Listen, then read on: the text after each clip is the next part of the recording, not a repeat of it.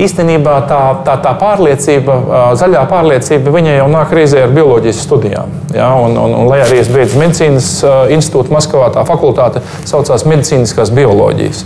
Mums tie bioloģiskie priekšmeti bija tik plaši un tik dažādi un tik ārkārtīgi smagi un grūti noliekami. Es esmu biologs tajā nozīmē, un tā interese par dabu man ir bijusi vienmēr. Es esmu izaudzis laukos, es gribu lauku saimniecību, un man tā lauku saimniecība ir bioloģiskā jau 10 gadus. Šogad jau būs 11. Bet tā iestāšanās Zaļajā partijā notika pirms 12 gadiem.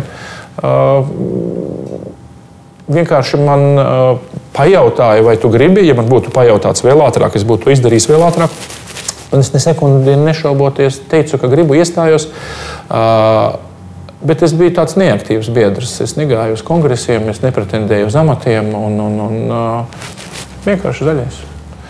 Tā kā man faktiski jāsaka, ka es jūtos arī ļoti novērtēts, ka mana partijas vadība saskatīja pirmkārt, ka viņi ieraudzīja, ka viņiem ir tāds biedrs.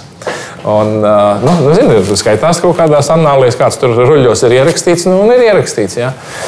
Bet ka viņi ieraudzīja to faktu kā tādu, un ka manī saskatīja tādu potenciālo iespēju, ka es varu.